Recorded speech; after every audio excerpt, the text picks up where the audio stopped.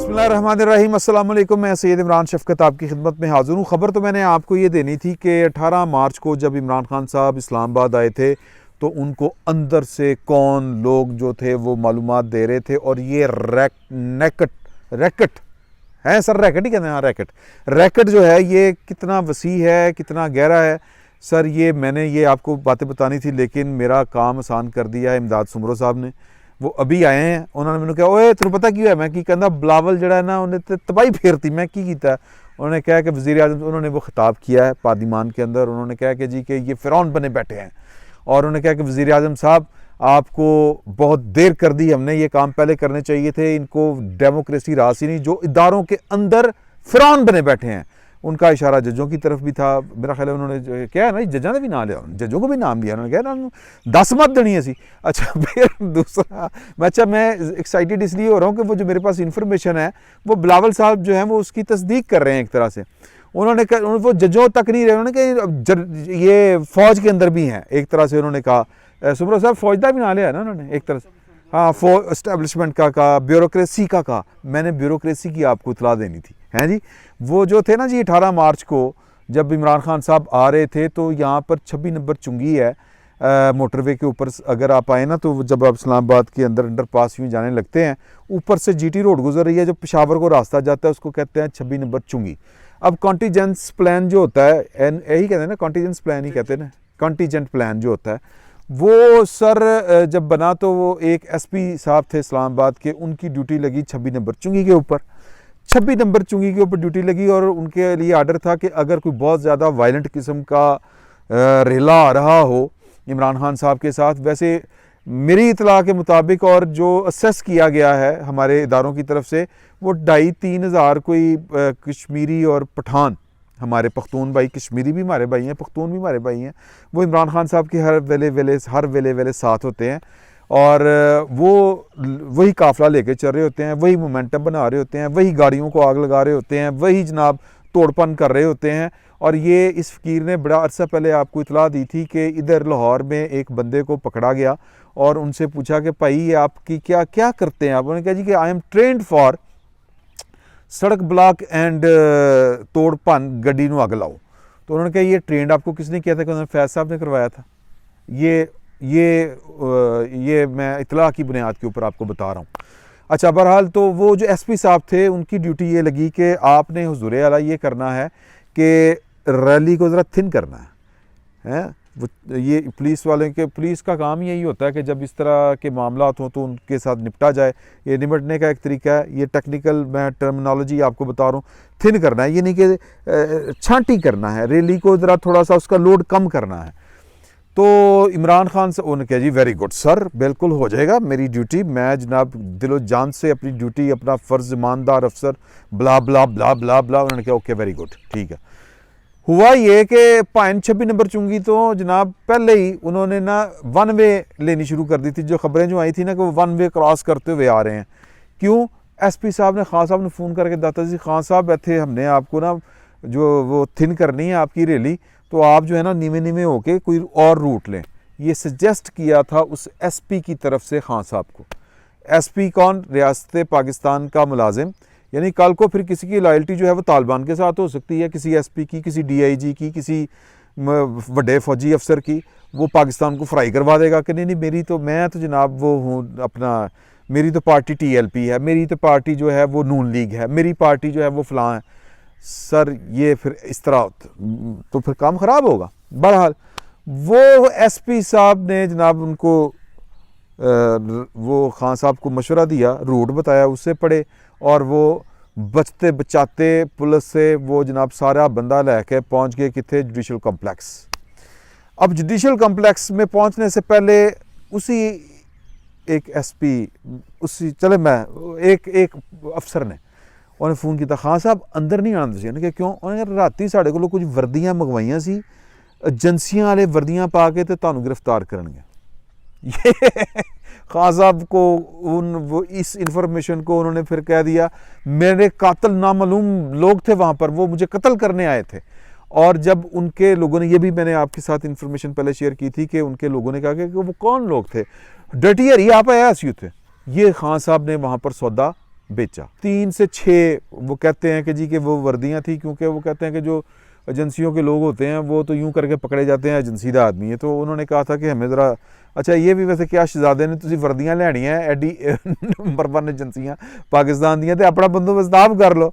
अच्छा वो पुलिस को वर्दियाँ दो भाई, वर्दियाँ मिल जाती हैं बाज़ारों, डाकुओं को मिल जाती हैं, तो नहीं मिली हैं वर्दियाँ। बहरहाल ये उनकी अपनी वो प्लानिंग है या ये उनकी अपनी कैपेसिटी है या इस्तबदाद, वो जो भी कहते हैं। बहरहाल तो अगे तो मेरे ख्याल सीख लेंगे अभी गल। तो वहाँ पर खान साहब ने इसको ये वाला कर दिया। अब ये बात पकड़ी किस तरह गई, बात ये उससे अगले दिन पकड़ी गई कि टेलीफोन टेप हो गया सी SP साहब का। SP साहब जो थे वो फिर उसके बाद इंक्वायरी हुई, उनको सरेंडर करना पड़ा। SP साहब जो हैं वो अब ज़ाब्ते के जो बखेड़े हैं, वो ज़ाब्ते की जो कार्रवाइयाँ होती हैं वो अब फेस करते फिरेंगे। तो ये खान साहब ने, अब यहाँ पर 2-3 बातें हैं जो शेयर करने वाली हैं आपके साथ, कि खान साहब के पास इंफॉर्मेशन वो जो मुंह भर के कहते हैं कि मुझे तो अंदर से इंफॉर्मेशन आती है, वो गलत नहीं कहते। अब ना सिर्फ उनको जो इमरान खान साहब, प्रोजेक्ट इमरान खान साहब के ऊपर जो फायज थे, जो फ़ौजी वर्दियों में मलबूस थे या एजेंसियों के अंदर थे, वो जो जनरल फैज़ की बाकियात थी, वो सर एक तरफ वो अपनी पकड़ सकते थे, वो उन्होंने पकड़ी। अभी बहुत से इस तरह के लोग जो अपने ड्यूटी से इनहराफ करते हैं, ड्यूटी से आंखें चुराते हैं, अपनी पार्टियां भुगताते हैं, इमरान खान साहब का साथ देते हैं, इस तरह के अभी बहुत से लोग जो बिलावल साहब कह रहे हैं। आपको याद होगा कि बिलावल भुट्टो जरदारी ने सबसे पहले ये वाली बात की थी कि फ़ौज के अंदर से तो इनके सहूलतकारी ख़त्म हो गई है, अदलिया के अंदर अभी है और ये इलेक्शन जितवाना चाहते हैं उनको। और मेरा ये गुमान है कि ये काजी फायज़ साहब से पहले ये वाले काम करना चाहते हैं, बंदयाल साहब के होते हुए अन्नी डलवाना चाहते हैं। तो इसके साथ आज बिलावल साहब ने मज़ीद इन्फॉर्मेशन दे दी जो इसी की तस्दीक कर रही है, जो मेरे पास इन्फॉर्मेशन ये कल रात को आई थी कि इस तरह करके जो वो जो कह रहे हैं ना कि ब्यूरोक्रेसी में भी लोग उनके मौजूद हैं और उनको हमने निकालना है, ये फ़िरौन है, इनको सबक सिखाना है, इनको निकालना पड़ेगा। तो वो हैं, मैं सिर्फ ये कह रहा हूँ, मैं नाम जानबूझ के उस SP का नहीं ले रहा, क्योंकि जिस बंदे ने मुझे जिस जहाँ से मैंने वादा किया मैं नाम नहीं लूँगा, फिर वो हमने तो कोई इंतकाम थोड़ी लेना है सर। वो कानून के मुताबिक वो जो है वो ज़ाब्ते के तहत या कानूनी कार्रवाई का उसको अब सामना है, वो सामना करेगा। इस तरह के बेहिसाब लोग हैं। अब ये सवाल पैदा होता है, ये मेरी एक बंदे से बात हुई कि ये कैसे हुआ, क्या ये लॉयल्टी पार्टी के साथ थी या क्या है। तो उन्होंने मुझे ये वो कहने वाले ये कहते हैं, उनकी ऑब्जर्वेशन है कि जी कि देखें कि बात ये है कि ये इसका गुनाह अजर सवाब जो है ये पाकिस्तान की अदलिया के खाते में जाता है। कैसे? वो कहते हैं कि सारी कुछ चीज़ें जो हैं वो सेटल हो चुकी थी। हमजा शहबाज जब आगे थे, वज़ीर आला बन गए थे, तो उसके बाद चीज़ें ऑफिसर्स वो ट्रांसफ़र पोस्टिंग्स हुई, सेट हो गई। ये जो गवर्नमेंट होती है, जो भी गवर्नमेंट आती है, वो इस तरह की ट्रांसफ़र पोस्टिंग करती है। खान साहब ने भी ये वाली की थी और हर कोई करता है। ये एक कल्चर है या कह लें कि ये तरीक़ाकार है, इस वैसे हटके होता नहीं, इससे हटके होता नहीं। अच्छा वो ये नहीं होता कि मेरी फूफी का पुत्र है, चाचे का पुत्र है, वो वैसे ही एक वो ट्रेडिशन होती है कि जो नई गवर्नमेंट आती है तो वो पिछली गवर्नमेंट के जो बड़े चहीते काम करते हैं वफादारी के साथ, उनको तब्दील करते हैं। भाइन ने इतों 63 का फैसला सुनाता बंदयाल साहब ने। होता ये है कि अदालती हुक्म के ज़रिए बाजुओं से पकड़ के परवेज़ लाई साहब को कुर्सी पे ला के बिठाया जाता है। परवेज़ लाई साहब आके MQM वाला काम करते हैं। वो जो भी 92 वाले जो ऑपरेशन थे जो MQM के ख़िलाफ़ हुए थे, जब MQM आई परवेज़ मुशर्रफ साहब के दौर में, वो वसीम अख्तर साहब वज़ीर दाखिला बने सिंध के, एक एक बंदा उन्होंने चुन के टारगेट किया, कत्ल किया या जो भी किया, मारे गए सारे के सारे लोग या नुकरे लगा दिए गए जिन्होंने 92 का ऑपरेशन किया था MQM के ख़िलाफ़ जो हुआ था। तो परवेज़ लाई साहब ने वो किया कि 25 मई को जिन्होंने जुल्म किया है, खान साहब का हुक्म था, उनको सबको जनाब फायर लगा दें। सर वो SHO से लेके सिपाहियों तक अब भी जिस तरह इमरान खान साहब कह रहे हैं कि ये तस्वीरें हैं 12 पुलिस अफसरों की, IG CCPO लाहौर, ये इनको नोट कर लें, याद कर लें, इन्होंने ये वाला काम किया। और ये किसकी सहूलतकारी थी? बंदयाल साहब एंड कंपनी की ये सहूलतकारी थी। और फिर उसके बाद अफसरों ने कहा कि यार के ऐते आ रहे ने, वापस आ गए, बल्कि तो अब ये असम्बली टूट भी गई तो इन्होंने ही आना है, ये तो कोई गड़बड़ है। तो उनको लगता है कि हम क्यों मारे जाएं, इन्होंने तो कोई वाली वारस ही नहीं है, तो क्यों मारे जाएं हम तो खान साहब का साथ देंगे। सर ये फसाद चल रहा है और इसके पीछे कौन है? इसके पीछे बंदयाल साहब एंड कंपनी है, इनके पीछे कुछ सहूलतकार हैं जो बंदयाल साहब के अलावा हैं। और मेरी इतला के मुताबिक जो पाकिस्तान की सिक्योरिटी इस्टेब्लिशमेंट, फ़ौज सादा कहना चाहिए कि फ़ौज में जो हम तक इन्फॉर्मेशंस आती हैं कि वो बड़े सारे लोग पकड़े गए हैं, सिविल में भी कुछ लोग जो हैं वो पकड़े जा रहे हैं। लेकिन सर वो हमारे कहते हैं बुरे ना मारो बुरे दी मां मारो।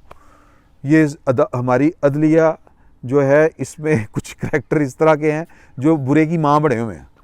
तो पाकिस्तान की जो पार्लिमान है वो बुरे की माँ को जनाब वो मारने का पूरा प्रोग्राम कर चुकी है, तहिया कर चुकी है।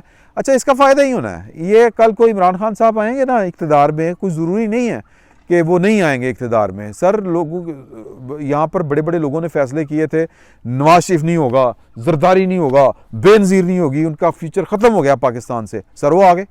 अच्छा, अब अगर किसी को लग रहा है कि खान साहब, क्या पता खान साहब कल इससे ज़्यादा तरीके के साथ आ जाएँ। अच्छा, फौरी तौर पर नहीं आते, 2028 में आ जाएँ, अगले ये इंतखाबात में नहीं आते, उसके अगले इंतखाबात में आ जाएँ, हो सकता है इन्हीं इंतखाबात में आ जाएँ। लेकिन सर ये जो है ना, ये मैं ना मानूं वाली सरकार के ये सू मोटो ले लिया है, मैंने ये कर दिया है, वो कर दिया है। हर चीज़ इतदाल के अंदर ठीक रहती है। ये अपने इतदाल से जब बाहर निकलेंगे तो फिर सर लोग पूछेंगे, लोग फिर आपको इतना मार्जिन नहीं देंगे। तो ये कल को इमरान खान साहब ने भी हुकूमत यहाँ पे आके करनी है। वज़ीर आज़म को हम कुछ करने नहीं देते यार। वो ठीक कह रहे हैं बिलावल साहब, वज़ीर आज़म को कभी ये लेटर लिखो, कभी वो लिखो, राती सुते पे क्यों, उठ के बह जाओ। तुम वज़ीर आज़म होते कौन हो फैसला करने वाले? जाओ कबीना से पूछ के आओ, ये करो वो करो, वेरी गुड। लेकिन सर ये कब तक?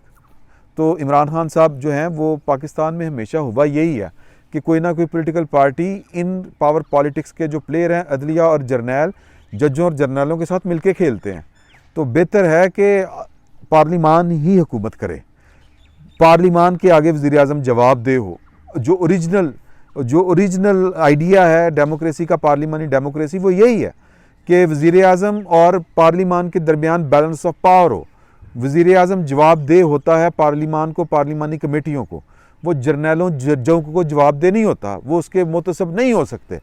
ये मुल्क, इसीलिए इस मुल्क का बेड़ा गर्क हुआ है कि यहाँ पर एसपी कुछ करी जा रहे हैं, जज सब कुछ करी जा रहे हैं, जर्नैल कुछ करी जा रहे हैं। सब तनख्वाहदारों ने एक इत्तेहाद बनाया हुआ है पाकिस्तान के अवाम के ख़िलाफ़, और हम असी भोले बादशाह। तो ये भोली बादशाही जो है ये ख़त्म करनी पड़ेगी। इमरान खान साहब को सब्र करना पड़ेगा, वरना इमरान खान साहब फिर कहते फिरनगे मैंने तो बाजवे ने हुकूमत कर दी, और अगली बारी आन के मैंने फलाने नहीं कर दी। तो बेहतर है कि इसको हल कर लें। वक्ती तकलीफ़ है, बर्दाश्त करें। हाँ साहब, कोई हल नहीं, ठीक हो जाएगा। फिल वक्त इतना ही, बहुत बहुत शुक्रिया।